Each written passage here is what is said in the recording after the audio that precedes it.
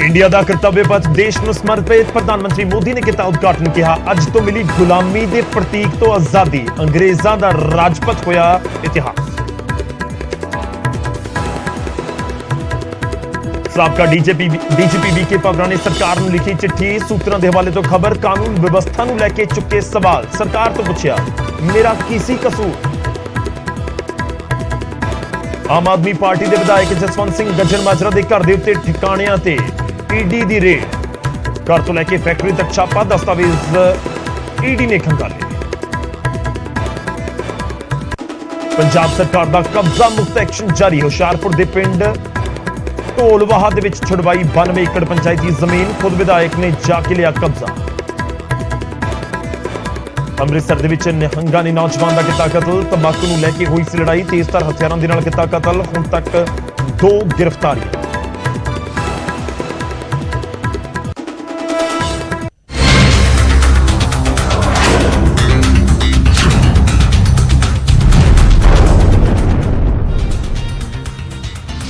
सत श्री अकाल। न्यूज़ 18 पंजाब हरियाणा हिमाचल देख रहे हो। गौरव शुक्ला मैं हां तुहाडे नाल हाज़र हां। फर्क तां पैंदा है लैके फर्क तां पैंदा दे विच जिक्र पंजाब दे लोकां दे नाल, न्यूज़ 18 दे दर्शकां दे नाल जुड़ियां खबरां दा सरकार तक पहुंचाउण दी कोशिश। क्योंकि जदों तुहाडे नाल जुड़ी कोई समस्या सरकार दे कन्नां तक पहुंचेगी फिर उम्मीद है फर्क तां पएगा। शुरुआत अज लुधियाना तो। लुधियाना दे विच एक पुलिस मुलाजम ने लोकां दे उत्ते जम के दादागिरी की है। नेम प्लेट किथे थोड़ी? नेम प्लेट किथे? ते मिलो इस बेनामी पुलिस मुलाजम दे नाल। पुलिस मुलाजम नशे दे विच धुत सी ते लुधियाना सिविल अस्पताल दे विच इलाज करवाउण आए एक नौजवान नूं पार्किंग दे विच ही बाइक दे कागज पुछण लग्या। ते जदों लोकां ने उस नूं पेटी नंबर पुछया तां पुलिस मुलाजम दा जवाब सी कि यह सवाल उस नूं डीजीपी साहब भी पुछ नहीं सकदे। हां जी, डीजीपी की कह रहे हो जी? डीजीपी ये डीजीपी साहब नहीं पूछ सकते क्यों? अच्छा, नशे च टल्ली ये मुलाजम अपनी ड्यूटी एयरपोर्ट ते दस रहा सी। हालांकि बाद दे विच लोकां ने उसको फड़ के पुलिस दे हवाले कर दिता, जिस नूं कि ऑटो दे विच पा के मेडिकल दे लई भी लिजांदा गया। जदों पुलिस मुलाजम ही दिन दिहाड़े शराब दे नाल रजिया होवे, लोकां ते गुंडागर्दी करदा होवे ते डीजीपी तो ना डरे फिर फर्क तां पैंदा। खैर लोकतंत्र है, डीजीपी तो डरन की जरूरत तो नहीं है, पर वही पुलिस का मुलाजम कहता हुआ भी नजर आया। पुलिस मुलाजम की दबंगई हस्पताल के अंदर मेडिकल जो करवाया जा रहा सी उस समय भी नजर आई।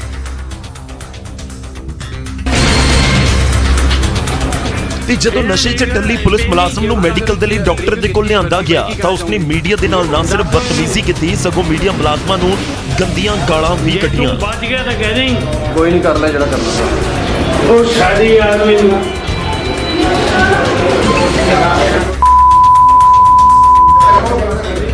जबकि लुधियाना के एसीपी रमनदीप भुल्लर ने हुण पुलिस मुलाजम के खिलाफ बनती कानूनी कार्रवाई का भरोसा दिता है।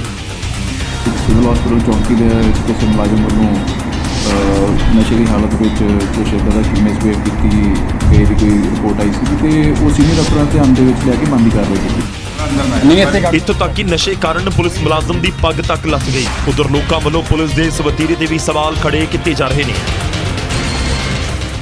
कि जेड़ा पुलिस मुलाजम डीजीपी साहब तक नूं कह रहा कि वो नहीं मेरी चेक कर सकते बेल्ट नूं या पेटी नंबर नूं, तां फिर वो पत्रकारां दे उत्ते भी वरदा नजर आ रहा है या लड़दा नजर आ रहा है। खैर जदों लोकां दी रखिया करन दी जिम्मेवारी पा के वर्दी पाउण वाला पुलिस मुलाजम इस तरीके का वतीरा करे और शरेआम धमकियां दवे, नशे दे विच धुत नजर आवे, फिर फर्क तां पैंदा है। उधर आम आदमी पार्टी के विधायक जसवंत सिंह गजन माजरा के ठिकाणियां दे उत्ते ईडी ने छापा मारिया। यह मामला है 40 करोड़ के बैंक लोन। पहला सीबीआई की रेड ते हुण ईडी का छापा। ईडी ने अमरगढ़ तो आम आदमी पार्टी के विधायक जसवंत सिंह गजन माजरा के ठिकाणियां दे उत्ते छापेमारी की। दस्तावेज खंगाले गए। ईडी के वल्लों 8 तो 10 थावां दे उत्ते यह रेड की गई। तो दस दें कि पूरा मामला की है। मैसेज तारा कॉरपोरेशन लिमिटेड के नाम के उत्ते मलेरकोटला दे विच कंपनी सी जिसने बैंक ऑफ इंडिया लुधियाना तो 2011 तो 2014 के दौरान तकरीबन 40 करोड़ 92 लाख का लोन लिया। इल्जाम है कि बाद दे विच मैसेज तारा कॉरपोरेशन लिमिटेड ने 31 मार्च 2014 ਨੂੰ खुद ਨੂੰ दिवालिया ऐलान के करोड़ों रुपए का गबन कर लिया ਤੇ बाद दे विच उसे कंपनी का नाम बदल के मलौद एग्रो लिमिटेड रख लिया गया। मैसेज तारा कॉरपोरेशन लिमिटेड ने ਜਿਸ ਕੰਮ ਦੇ ਲਈ ਬੈਂਕ ਤੋਂ ਲੋਨ ਲਿਆ ਸੀ ਉਸ ਕੰਮ ਦੀ ਥਾਂ ਪੈਸੇ ਨੂੰ ਕਿਸੇ ਹੋਰ ਪ੍ਰੋਜੈਕਟ ਦੇ ਵਿੱਚ ਇਨਵੈਸਟ ਕਰਨ ਦਾ ਵੀ ਉਹਨਾਂ ਤੇ ਇਲਜ਼ਾਮ ਹੈ। ਤਾਂ ਈਡੀ ਦੇ ਵੱਲੋਂ ਵੱਖ-ਵੱਖ ਠਿਕਾਣਿਆਂ ਦੇ ਉੱਤੇ ਵਿਧਾਇਕ ਦੇ ਵੱਖ-ਵੱਖ ਠਿਕਾਣਿਆਂ ਦੇ ਉੱਤੇ ਛਾਪਾ ਮਾਰਿਆ ਗਿਆ। ਈਡੀ ਤੋਂ ਪਹਿਲਾਂ ਮਈ ਮਹੀਨੇ ਦੇ ਵਿੱਚ ਸੀਬੀਆਈ ਨੇ ਗੱਜਣ ਮਾਜਰਾ ਦੇ ਠਿਕਾਣਿਆਂ ਦੇ ਉੱਤੇ ਰੇਡ ਕੀਤੀ ਸੀ।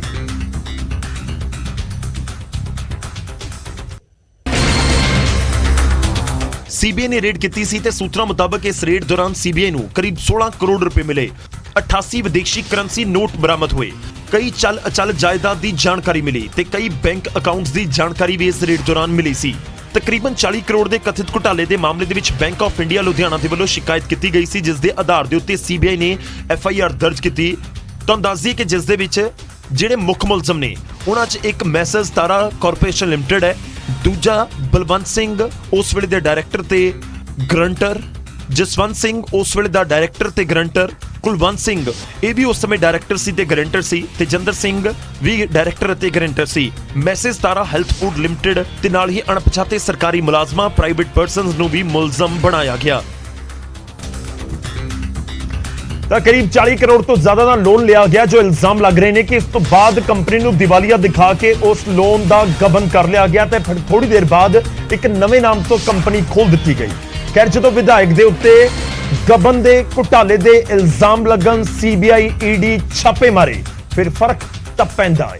ਉਧਰ ਜਲੰਧਰ ਦੇ ਵਿੱਚ ਲੋਕਾਂ ਨੇ ਠੇਕਾ ਖਲਵਾਉਣ ਆਏ ਆਬਕਾਰੀ ਵਿਭਾਗ ਦੇ ਕਰਮਚਾਰੀ ਦੇ ਨਾਲ ਕੁੱਟਮਾਰ ਕੀਤੀ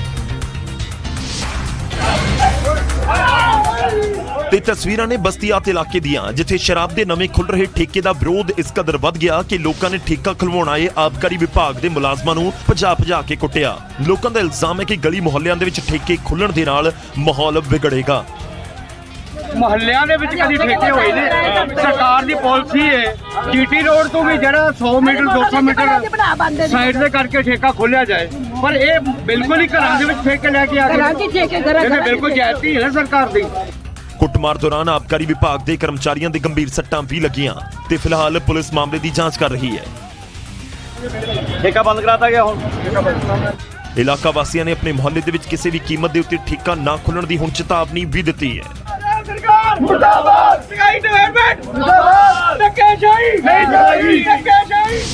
ਕੁਝ ਦਿਨ ਪਹਿਲਾਂ ਵੀ ਇੱਕ ਪਿੰਡ ਦੀਆਂ ਤਸਵੀਰਾਂ ਸਾਹਮਣੇ ਆਈਆਂ ਸੀ, ਜਦੋਂ ਮਹਿਲਾਵਾਂ ਨੇ ਮੋਰਚਾ ਖੋਲਿਆ ਤੇ ਖੋਖਾ ਜਿਹੜਾ ਰੱਖਿਆ ਗਿਆ ਸੀ ਠੇਕੇ ਲਈ, ਉਸ ਨੂੰ ਪੱਟ ਕੇ ਸੁੱਟ ਦਿੱਤਾ ਸੀ।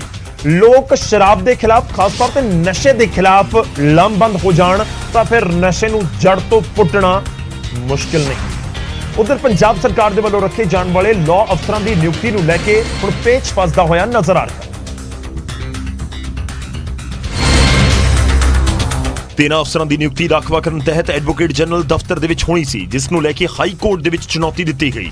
ਸ਼ਿਕਾਇਤਕਰਤਾ ਨੇ ਪਟੀਸ਼ਨ ਦੇ ਵਿੱਚ ਕਿਹਾ ਕਿ ਲਾਅ ਆਫਿਸ ਦੇ ਵਿੱਚ ਰਿਜ਼ਰਵੇਸ਼ਨ ਦੀ ਕੋਈ ਪ੍ਰੋਵੀਜ਼ਨ ਨਹੀਂ ਹੈ ਤੇ ਦੂਜਾ ਲਾਅ ਅਫਸਰ ਦੀ ਨਿਯੁਕਤੀ ਪਰਮਾਨੈਂਟ ਨਹੀਂ ਹੁੰਦੀ। ਪੰਜਾਬ ਹਰਿਆਣਾ ਹਾਈ ਕੋਰਟ ਨੇ ਸੁਣਵਾਈ ਦੌਰਾਨ ਪੰਜਾਬ ਸਰਕਾਰ ਤੋਂ ਸਵਾਲ ਕੀਤਾ ਕਿ ਕਿਉਂ ਨਾ ਭਰਤੀ ਦੇ ਲਈ ਜਾਰੀ ਇਸ਼ਤਿਹਾਰਾਂ ਦੇ ਉੱਤੇ ਰੋਕ ਲਗਾ ਦਿੱਤੀ ਜਾਵੇ। ਹਾਈ ਕੋਰਟ ਨੇ ਮਾਮਲੇ 'ਚ ਹੁਣ ਸਰਕਾਰ ਤੋਂ ਜਵਾਬ ਮੰਗਿਆ ਹੈ। ਦੱਸ ਦਈਏ ਕਿ ਮੁੱਖ ਮੰਤਰੀ ਭਗਵੰਤ ਮਾਨ ਨੇ ਏਜੀ ਦਫ਼ਤਰ ਦੇ ਵਿੱਚ ਲਾਅ ਅਫਸਰਾਂ ਦੀ ਨਿਯੁਕਤੀ ਦੇ ਲਈ 58 ਸੀਟਾਂ ਐਸਸੀ ਭਾਈਚਾਰੇ ਦੇ ਲਈ ਰਿਜ਼ਰਵ ਰੱਖਣ ਦਾ ਐਲਾਨ ਕੀਤਾ ਸੀ। ਸਰਕਾਰ ਨੇ ਦਾਅਵਾ ਕੀਤਾ ਸੀ ਕਿ ਪੰਜਾਬ ਅਜਿਹਾ ਕਰਨ ਵਾਲਾ ਦੇਸ਼ ਦਾ ਪਹਿਲਾ ਸੂਬਾ ਹੋਵੇਗਾ।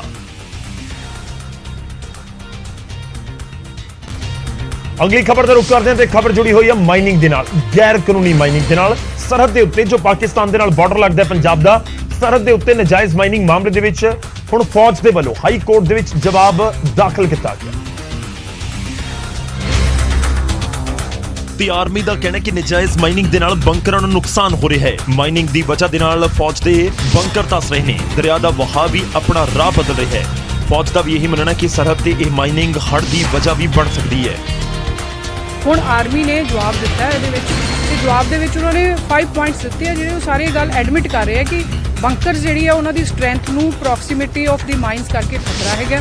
ਬੰਕਰ ਜਿਹੜੇ ਆ ਉਹ ਵਿੱਚ ਨੂੰ ਉਹਨਾਂ ਦੇ ਵਿੱਚ ਕੇਵਸ ਹੋ ਸਕਦੇ, ਸ਼ੈਲੋ ਹੋ ਸਕਦੇ ਆ, ਤੇ ਇਹ ਜਿਹੜੀ ਮਾਈਨਿੰਗ ਸਾਈਟਸ ਜਿਹੜੀਆਂ ਅੰਦਰਲੇ ਪਾਸੇ ਚੱਲ ਰਹੀਆਂ ਉਹ ਉਹਨਾਂ ਵਾਸਤੇ ਹਿੰਡਰੈਂਸ ਪੈਦਾ ਕਰ ਸਕਦੇ ਆ।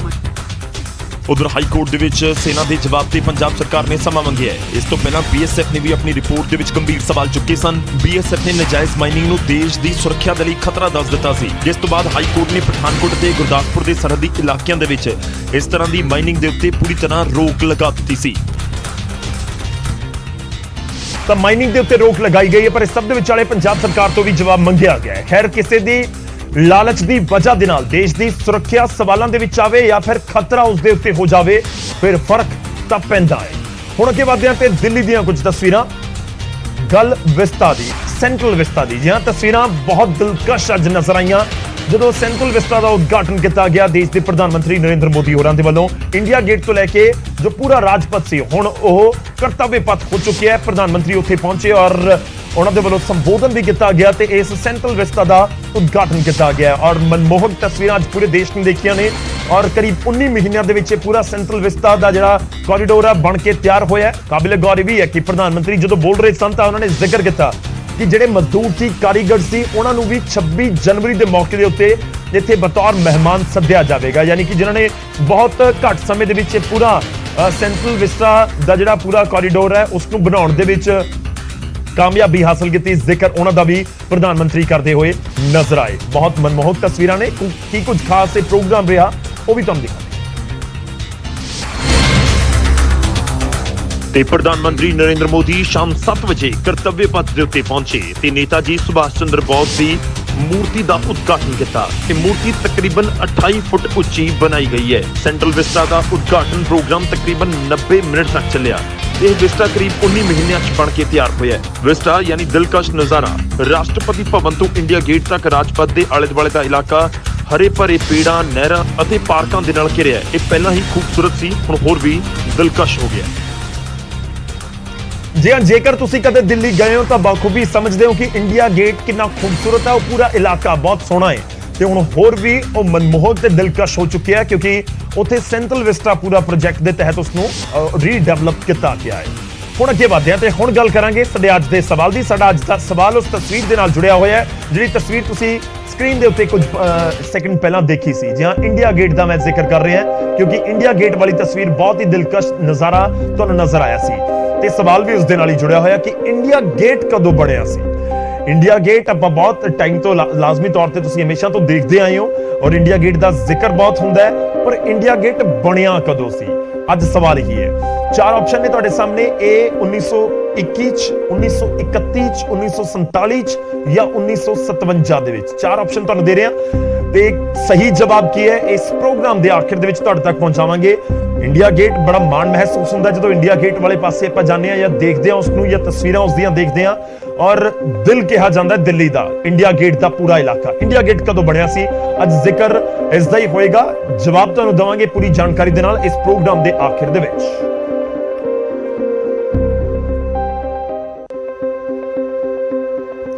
ਅੱਗੇ ਵਧਦੇ ਹਾਂ ਤੇ ਹੁਣ ਗੱਲ ਖੇਡ ਦੇ ਮੈਦਾਨ ਦੀ ਜੋ ਜੰਗ ਦੇ ਮੈਦਾਨ ਦੇ ਵਿੱਚ ਤਬਦੀਲ ਹੋ ਗਿਆ। ਜ਼ਿਕਰ ਏਸ਼ੀਆ ਕੱਪ ਦਾ, ਜ਼ਿਕਰ ਪਾਕਿਸਤਾਨ ਵਰਸਸ ਅਫਗਾਨਿਸਤਾਨ ਦਾ। ਦਰਅਸਲ ਏਸ਼ੀਆ ਕੱਪ ਦੇ ਵਿੱਚ ਕ੍ਰਿਕਟ ਮੁਕਾਬਲੇ ਤੋਂ ਬਾਅਦ ਅਫਗਾਨਿਸਤਾਨ ਤੇ ਪਾਕਿਸਤਾਨ ਦੇ ਫੈਨਸ ਦੇ ਵਿਚਾਲੇ ਮੁਕਾਬਲਾ ਹੋਇਆ, ਪਰ ਇਹ ਮੁਕਾਬਲਾ ਹਿੰਸਕ ਸੀ ਤੇ ਪਾਕਿਸਤਾਨੀ ਫੈਨਸ ਨੂੰ ਅਫਗਾਨੀਆਂ ਦੇ ਗੁੱਸੇ ਦਾ ਸ਼ਿਕਾਰ ਹੋਣਾ ਪਿਆ। ਫੈਨਸ ਨੇ ਸਟੇਡੀਅਮ ਦੀਆਂ ਕੁਰਸੀਆਂ ਪੁੱਟ ਕੇ ਇੱਕ ਦੂਜੇ ਦੇ ਉੱਤੇ ਸੁੱਟਣੀਆਂ ਸ਼ੁਰੂ ਕਰ ਦਿੱਤੀਆਂ ਤੇ ਇਸ ਝੜਪ ਦੇ ਵਿੱਚ ਕਈ ਲੋਕ ਜ਼ਖਮੀ ਵੀ ਹੋ ਗਏ।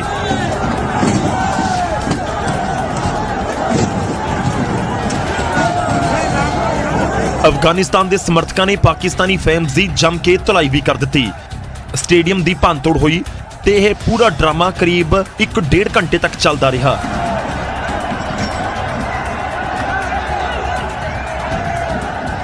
ਦਰਅਸਲ ਬੁੱਧਵਾਰ ਸ਼ਾਮ ਨੂੰ ਅਫਗਾਨਿਸਤਾਨ ਤੇ ਪਾਕਿਸਤਾਨ ਦੇ ਵਿਚਾਲੇ ਮੁਕਾਬਲਾ ਸੀ। ਪਾਕਿਸਤਾਨ ਨੇ ਅਫਗਾਨਿਸਤਾਨ ਨੂੰ 1 ਵਿਕਟ ਦੇ ਫਰਕ ਦੇ ਨਾਲ ਹਰਾ ਦਿੱਤਾ, ਜਿਸ ਤੋਂ ਅਫਗਾਨੀ ਫੈਨਸ ਭੜਕ ਉੱਠੇ।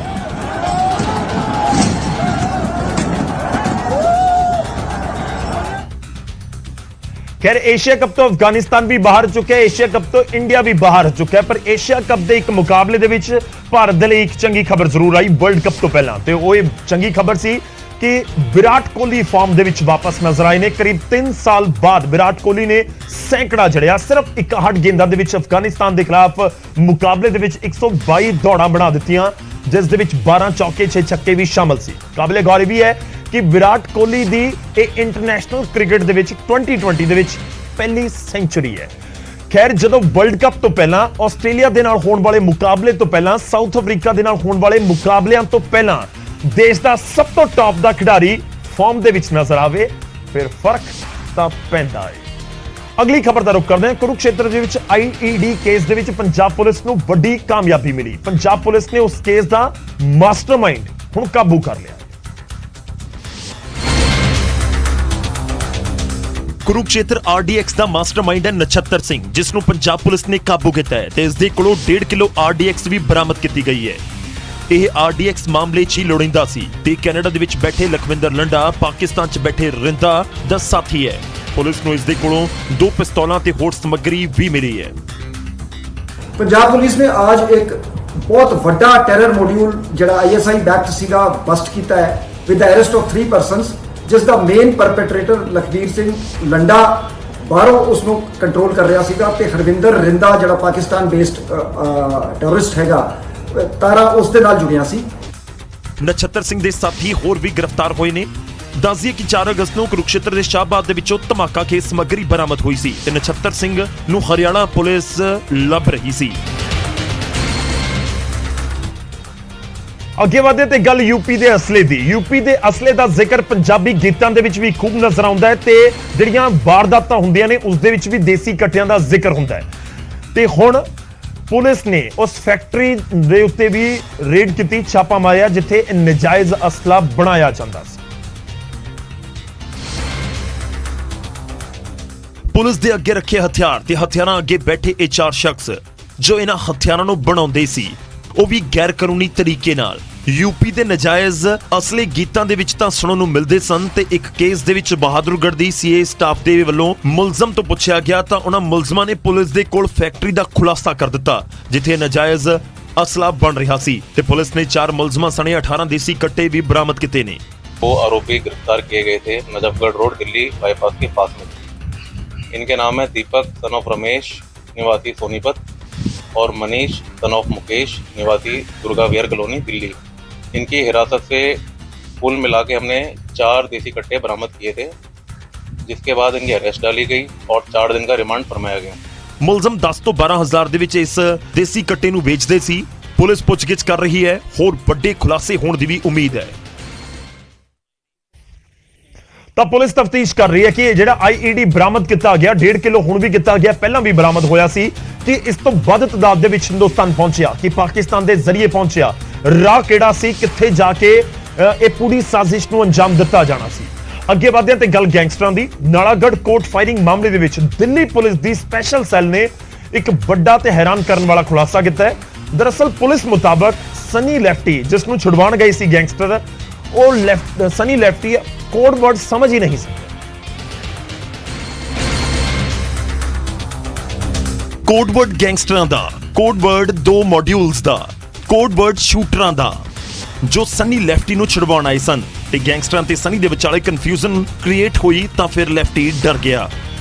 फायरिंग हुई, काफ़ी वहाँ पैनिक मैली हुई और इनकी आपस में थोड़ी कम्युनिकेशन ब्रेकडाउन हुई, तो इस कन्फ्यूजन में ये डर गया और ये अंदर कोर्ट में भाग गया। ਦਿੱਲੀ ਪੁਲਿਸ ਦੀ ਸਪੈਸ਼ਲ ਸੈੱਲ ਦੇ ਮੁਤਾਬਕ ਸਨੀ ਲੈਫਟੀ ਨੂੰ ਛੁਡਵਾਉਣ ਦੇ ਲਈ 2 ਮੋਡਿਊਲ ਤਿਆਰ ਕੀਤੇ ਗਏ ਸਨ। ਇੱਕ ਮੋਡਿਊਲ ਹਰਿਆਣਾ ਦਾ ਤੇ ਦੂਜਾ ਪੰਜਾਬ ਦਾ। ਇਹਨਾਂ ਦੇ ਵਿੱਚ 4 ਸ਼ੂਟਰ ਸ਼ਾਮਲ ਸੀ, ਪਰ ਚਾਰੇ ਹੀ ਸਨੀ ਨੂੰ ਇਹ ਨਹੀਂ ਸਮਝਾ ਸਕੇ ਕਿ ਉਹ ਸਨੀ ਨੂੰ ਮਾਰ ਨਹੀਂ ਸਗੋਂ ਛੁਡਵਾਉਣ ਆਏ ਨੇ। 2 मॉड्यूल जो कि कंबाइन किए गए थे, एक हरियाणा मॉड्यूल और एक पंजाब मॉड्यूल, उनको पकड़ा गया। जब इन्होंने कोर्ट में जाके पहले उसको सिग्नल किया, जानकारी हुई कि ऐसा कुछ होने वाला है। ਫਾਇਰਿੰਗ ਮਾਮਲੇ ਦੇ ਵਿੱਚ ਬੰਬੀਹਾ ਗੈਂਗ ਦੇ 6 ਗੈਂਗਸਟਰਸ ਹੁਣ ਤੱਕ ਗ੍ਰਿਫਤਾਰ ਹੋ ਚੁੱਕੇ ਨੇ। ਨਾਲਾਗੜ੍ਹ ਕੋਰਟ ਦੇ ਵਿੱਚ ਫਾਇਰਿੰਗ ਬੰਬੀਹਾ ਗਰੁੱਪ ਦੇ ਵੱਲੋਂ ਕੀਤੀ ਗਈ ਸੀ, ਪਰ ਇਸ ਦੀ ਸਾਜ਼ਿਸ਼ ਪਾਕਿਸਤਾਨ ਦੇ ਵਿੱਚ ਰਚੀ ਗਈ ਸੀ, ਇਹ ਪੁਲਿਸ ਦਾ ਦਾਅਵਾ ਹੈ।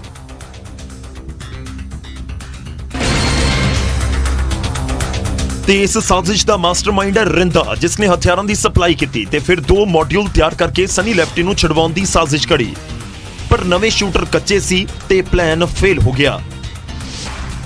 जिस आदमी ने वेपन्स मुहैया करवाए, जिसको अजय मेंटल के नाम से बोलते हैं, उसको भी पकड़ लिया गया है। वेपन भी रिकवर कर लिए गए हैं। 25 अगस्त को पहले इनको वेपन मिले थे। वारदात से सिर्फ 4 दिन पहले वेपन मिले, 2 दिन बाद बाइक छीन लिए, 1 दिन पहले बद्दी पहुंच गए, 29 को वारदात कर दी।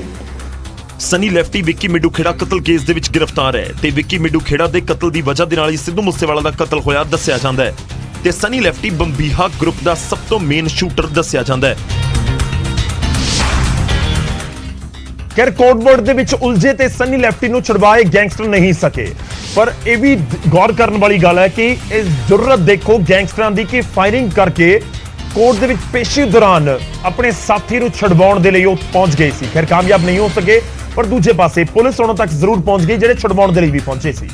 ਹੁਣ ਗੱਲ ਲਾਰੈਂਸ ਬਿਸ਼ਨੋਈ ਦੀ ਵੀ। ਲਾਰੈਂਸ ਬਿਸ਼ਨੋਈ ਦੀ ਖਰੜ ਕੋਰਟ ਦੇ ਵਿੱਚ ਪੇਸ਼ੀ ਹੋਈ, ਪਰ ਉਸ ਨੂੰ ਕੋਰਟ ਲਿਆਂਦਾ ਨਹੀਂ ਗਿਆ ਤੇ ਉਸ ਦੀ ਵੀਡੀਓ ਕਾਨਫਰੰਸਿੰਗ ਦੇ ਜ਼ਰੀਏ ਹੀ ਪੇਸ਼ੀ ਕਰਵਾਈ ਗਈ। ਹੁਣ ਗੈਂਗਸਟਰਾਂ ਨੂੰ ਗੈਂਗਸਟਰਾਂ ਤੋਂ ਹੀ ਡਰ ਲੱਗ ਰਿਹਾ ਹੈ ਤੇ ਇਸ ਡਰ ਦੀ ਵਜ੍ਹਾ ਲਾਰੈਂਸ ਬਿਸ਼ਨੋਈ ਨੂੰ ਕੋਰਟ ਦੇ ਵਿੱਚ ਪੇਸ਼ ਕੀਤਾ ਨਹੀਂ ਗਿਆ। ਉਸ ਦੀ ਪੇਸ਼ੀ ਵੀਡੀਓ ਕਾਨਫਰੰਸਿੰਗ ਦੇ ਜ਼ਰੀਏ ਹੋਈ ਤੇ ਬੀਤੇ ਦਿਨੀ ਏਜੰਸੀਆਂ ਦੇ ਵੱਲੋਂ ਦਰਅਸਲ ਇਨਪੁਟ ਮਿਲੀ ਸੀ ਕਿ ਲਾਰੈਂਸ ਅਤੇ ਜੱਗੂ ਦੇ ਉੱਤੇ ਹਮਲਾ ਹੋ ਸਕਦਾ ਹੈ, ਜਿਸ ਕਾਰਨ ਲਾਰੈਂਸ ਦੀ ਵੀਡੀਓ ਕਾਨਫਰੰਸਿੰਗ ਦੇ ਜ਼ਰੀਏ ਪੇਸ਼ੀ ਕਰਵਾਈ ਗਈ। ਗ੍ਰਹਿ ਮੰਤਰਾਲੇ ਤੋਂ ਜਿਹੜਾ ਲੈਟਰ ਆਇਆ ਸੀਗਾ ਡੀਜੀਪੀ ਨੂੰ ਕਿ ਗੈਂਗਵਾਰ ਹੋ ਸਕਦੀ ਹੈ, ਜੱਗੂ ਭਗਵਾਨਪੁਰੀ ਲਾਰੈਂਸ ਬਿਸ਼ਨੋਈ ਨੂੰ ਜਿਹੜੀ ਹੈਗੀ ਗੋਲੀਆਂ ਮਾਰ ਸਕਦੇ, ਇਸ ਤਰ੍ਹਾਂ ਦੀ ਜਿਹੜੀ ਚੀਜ਼ ਆਈ ਸੀ, ਇਸ ਕਰਕੇ ਸਿਕਿਉਰਿਟੀ ਜਿਹੜੀ ਉਹ ਕਾਫੀ ਟਾਈਟ ਕੀਤੀ ਗਈ ਹੈ। ਅਦਾਲਤ ਨੇ ਲਾਰੈਂਸ ਨੂੰ 4 ਦਿਨ ਦੇ ਰਿਮਾਂਡ ਦੇ ਉੱਤੇ ਭੇਜ ਦਿੱਤਾ ਹੈ। ਜ਼ਿਕਰ ਖਾਸ ਹੈ ਕਿ ਬੀਤੇ ਦਿਨੀ ਸਨੀ ਲੈਫਟੀ ਦੀ ਪੇਸ਼ੀ ਦੌਰਾਨ ਨਾਲਾਗੜ੍ਹ ਕੋਰਟ ਦੇ ਵਿੱਚ ਫਾਇਰਿੰਗ ਹੋਈ ਸੀ ਤੇ ਇਸ ਤੋਂ ਪਹਿਲਾਂ ਕੇਂਦਰੀ ਏਜੰਸੀਆਂ ਨੇ ਵੀ ਇਹਨਾਂ ਗੈਂਗਸਟਰਾਂ ਦੇ ਉੱਤੇ ਹਮਲੇ ਦਾ ਖਦਸ਼ਾ ਜਤਾਇਆ ਸੀ। ਖੈਰ ਗੈਂਗਸਟਰਾਂ ਤੋਂ ਲੋਕਾਂ ਨੂੰ ਡਰ ਲੱਗਦਾ ਸੀ, ਹੁਣ ਗੈਂਗਸਟਰਾਂ ਨੂੰ ਗੈਂਗਸਟਰਾਂ ਤੋਂ ਡਰ ਲੱਗ ਰਿਹਾ ਹੈ ਤੇ ਹਾਲਾਤ ਇਹ ਹੋ ਚੁੱਕੇ ਨੇ ਕਿ ਜੇਕਰ ਲਾਰੈਂਸ ਬਿਸ਼ਨੋਈ ਨੂੰ ਲਿਆਂਦਾ ਗਿਆ ਤਾਂ ਪੁਲਿਸ ਨੂੰ ਵੀ ਡਰ ਸਤਾ ਰਿਹਾ ਕਿ ਗੈਂਗਵਾਰ ਪੰਜਾਬ ਦੇ ਵਿੱਚ ਹੋ ਸਕਦੀ ਹੈ ਔਰ ਲਾਰੈਂਸ ਦੇ ਉੱਤੇ ਹਮਲਾ ਹੋਣ ਦਾ ਮਤਲਬ ਇਹ ਵੀ ਹੋਵੇਗਾ ਕਿ ਜਿਹੜੀ ਰਾਈਵਲਰੀ ਦੋਵੇਂ ਗੈਂਗ ਦੇ ਵਿੱਚ ਵਾਲੇ ਲਾਰੈਂਸ ਔਰ ਬੰਬੀਹਾ ਗੈਂਗ ਦੇ ਵਿੱਚ ਨਜ਼ਰ ਆਉਂਦੀ ਹੈ, ਬਹੁਤ ਵੱਡੇ ਪੱਧਰ ਤੇ ਵੀ ਦੇਖਣ ਨੂੰ ਮਿਲ ਸਕਦੀ ਹੈ। ਖੈਰ ਜਦੋਂ ਅਜਿਹੀ ਸਥਿਤੀ ਬਣ ਜਾਵੇ ਕਿ ਇੱਕ ਗੈਂਗਸਟਰ ਨੂੰ ਵੀ ਕਰੜੀ ਸੁਰੱਖਿਆ ਦੇਣੀ ਪਵੇ ਔਰ ਵੀਡੀਓ ਕਾਨਫਰੰਸਿੰਗ ਦੇ ਜ਼ਰੀਏ ਪੇਸ਼ ਕਰਨਾ ਪਵੇ, ਫਿਰ ਫਰਕ ਤਾਂ ਪੈਂਦਾ। ਅੱਗੇ ਵਧਦੇ ਤੇ ਖਬਰ ਮੋਹਾਲੀ ਦੇ ਵਿੱਚ ਝੂਲਾ ਡਿੱਗਣ ਤੋਂ ਬਾਅਦ ਹੋਏ ਐਕਸ਼ਨ ਦੀ। ਜੀ ਹਾਂ, ਮੋਹਾਲੀ ਦੇ ਵਿੱਚ ਝੂਲਾ ਡਿੱਗਿਆ, 20 ਲੋਕ ਜ਼ਖਮੀ ਹੋ ਗਏ। ਹੁਣ ਸਰਕਾਰ ਦੀ ਨੀਂਦ ਖੁੱਲੀ ਹੈ, ਸਖਤ ਹਿਦਾਇਤਾਂ ਜਾਰੀ ਹੋਈਆਂ। ਤਾਂ ਹੁਣ ਮੇਲਿਆਂ ਦੇ ਵਿੱਚ ਬਿਨਾਂ ਇਜਾਜ਼ਤ ਝੂਲੇ ਨਹੀਂ ਲੱਗ ਸਕਣਗੇ। ਝੂਲਿਆਂ ਦੀ ਉਚਾਈ ਅਤੇ ਸੇਫਟੀ ਨੂੰ ਲੈ ਕੇ ਮੇਲਾ ਪ੍ਰਬੰਧਕਾਂ ਦੇ ਵੱਲੋਂ ਪ੍ਰਸ਼ਾਸਨ ਨੂੰ ਜਾਣਕਾਰੀ ਦੇਣੀ ਜ਼ਰੂਰੀ ਹੋਵੇਗੀ ਤੇ ਮਨਜ਼ੂਰੀ ਤੋਂ ਬਾਅਦ ਹੀ ਝੂਲੇ ਲਗਾਏ ਜਾ ਸਕਣਗੇ।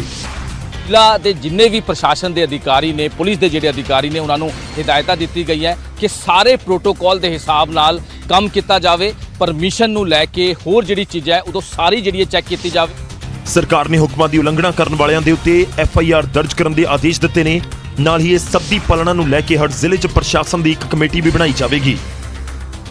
ਹੁਣ ਪ੍ਰਸ਼ਾਸਨ ਦੀ ਜ਼ਿੰਮੇਵਾਰੀ ਹੋਏਗੀ, ਇਹਦੇ ਵਾਸਤੇ ਟੀਮ ਜਿਹੜੀ ਹੈ ਉਹ ਵੀ ਬਣਾਈ ਗਈ ਹੈ। ਜੇਕਰ ਕਿਸੇ ਕੋਲ ਕੋਈ ਪਰਮਿਸ਼ਨ ਨਹੀਂ ਹੁੰਦੀ ਤੇ ਉਹਦੇ ਖਿਲਾਫ ਮਾਮਲਾ ਵੀ ਜਿਹੜਾ ਹੈਗਾ ਉਹ ਦਰਜ ਕੀਤਾ ਜਾਵੇ। ਇਹ ਹਦਾਇਤਾਂ ਮੋਹਾਲੀ ਦੇ ਵਿੱਚ ਪਿਛਲੇ ਦਿਨੀ ਹੋਏ ਭਿਆਨਕ ਹਾਦਸੇ ਤੋਂ ਬਾਅਦ ਦਿੱਤੀਆਂ ਗਈਆਂ ਨੇ। ਹਾਲਾਂਕਿ ਕੋਈ ਜਾਨੀ ਨੁਕਸਾਨ ਤਾਂ ਨਹੀਂ ਹੋਇਆ, ਪਰ ਤਕਰੀਬਨ 20 ਲੋਕਾਂ ਨੂੰ ਸੱਟਾਂ ਜ਼ਰੂਰ ਲੱਗੀਆਂ ਸਨ। ਖੈਰ ਇੱਕ ਕਹਾਵਤ ਹੈ ਕਿ ਦੇਰ ਆਏ ਦਰੁਸਤ ਆਏ। ਉਸ ਹਾਦਸੇ ਦੇ ਵਿੱਚ ਕਿਸੇ ਦੀ ਜਾਨ ਨਹੀਂ ਰਹੀ, ਰਾਹਤ ਦੀ ਗੱਲ ਰਹੀ ਤੇ ਹੁਣ ਸਰਕਾਰ ਜਾਂ ਪ੍ਰਸ਼ਾਸਨ ਦੀ ਨੀਂਦ ਖੁੱਲੀ ਹੈ, ਇਹ ਉਸ ਤੋਂ ਵੀ ਵੱਡੀ ਰਾਹਤ ਦੀ ਗੱਲ ਹੈ। ਹੁਣ ਅੱਗੇ ਵਧਦੇ ਹਾਂ ਤੇ ਗੱਲ ਹੋਵੇਗੀ 8 ਸਤੰਬਰ ਦੇ ਇਤਿਹਾਸ ਦੀ। 8 ਸਤੰਬਰ ਦਾ ਇਤਿਹਾਸ ਕੀ ਕਹਿੰਦਾ ਹੁਣ ਉਹ ਵੀ ਤੁਹਾਨੂੰ ਦੱਸਾਂਗੇ। 8 ਸਤੰਬਰ ਦਾ ਇਤਿਹਾਸ ਇੱਕ ਬਹੁਤ ਵੱਡੀ ਸ਼ਖਸੀਅਤ ਦੇ ਨਾਲ ਜੁੜਿਆ ਹੋਇਆ ਹੈ। ਉਹਨਾਂ ਦਾ ਨਾਮ ਹੈ ਆਸ਼ਾ ਭੋਸਲੇ। ਜੀ ਉਹਨਾਂ ਦਾ ਜਨਮ ਦਿਨ ਹੈ, ਇਸ ਕਰਕੇ ਵੀ ਖਾਸ ਹੈ ਕਿਉਂਕਿ ਉਹਨਾਂ ਦੇ ਗਾਣੇ ਗਾਏ ਹੋਏ ਹਿੰਦੀ ਫਿਲਮਾਂ ਦੇ ਵਿੱਚ ਖੂਬ ਗੂੰਜੇ ਨੇ। ਹਿੰਦੀ ਫਿਲਮਾਂ ਦੀ ਮਸ਼ਹੂਰ ਗਾਇਕਾ ਆਸ਼ਾ ਭੋਸਲੇ ਦਾ ਜਨਮ 8 ਸਤੰਬਰ 1933 ਨੂੰ ਹੋਇਆ ਸੀ। ਲਤਾ ਮੰਗੇਸ਼ਕਰ ਦੀ ਛੋਟੀ ਭੈਣ ਅਤੇ ਦੀਨਾਨਾਥ ਮੰਗੇਸ਼ਕਰ ਦੀ ਬੇਟੀ ਆਸ਼ਾ ਭੋਸਲੇ ਨੇ ਫਿਲਮੀ ਅਤੇ ਗੈਰ ਫਿਲਮੀ ਤਕਰੀਬਨ 16,000 ਗਾਣੇ ਗਾਏ ਨੇ ਅਤੇ ਇਹਨਾਂ ਦੀ ਆਵਾਜ਼ ਦੇ ਪ੍ਰਸ਼ੰਸਕ ਪੂਰੀ ਦੁਨੀਆ ਦੇ ਵਿੱਚ ਨੇ। ਹਿੰਦੀ ਤੋਂ ਇਲਾਵਾ ਉਹਨਾਂ ਨੇ ਮਰਾਠੀ, ਬੰਗਾਲੀ, ਗੁਜਰਾਤੀ, ਪੰਜਾਬੀ, ਭੋਜਪੁਰੀ, ਤਮਿਲ, ਮਲਿਆਲਮ, ਅੰਗਰੇਜ਼ੀ ਅਤੇ ਰੂਸੀ ਭਾਸ਼ਾ ਦੇ ਵਿੱਚ ਵੀ ਬਹੁਤ ਗੀਤ ਗਾਏ ਨੇ। ਆਸ਼ਾ ਭੋਸਲੇ ਨੇ ਆਪਣਾ ਪਹਿਲਾ ਗੀਤ ਸਾਲ 1948 ਦੇ ਵਿੱਚ ਸਾਵਨ ਫਿਲਮ ਦੇ ਵਿੱਚ ਗਾਇਆ ਸੀ। ਸਾਵਨ ਆਇਆ ਸੀ ਉਹਨਾਂ ਦਾ ਗਾਣਾ, ਜੋ ਫਿਲਮ ਸੀ ਉਹ ਸੀ ਚੁਨਰੀਆ। ਉਹਨਾਂ ਨੇ ਸ਼ਾਸਤਰੀ ਸੰਗੀਤ, ਗਜ਼ਲ ਅਤੇ ਪੌਪ ਸੰਗੀਤ ਦੇ ਹਰ ਖੇਤਰ ਦੇ ਵਿੱਚ ਆਪਣੀ ਆਵਾਜ਼ ਦਾ ਜਾਦੂ ਬਿਖੇਰਿਆ, ਲੋਹਾ ਬਣਾਇਆ।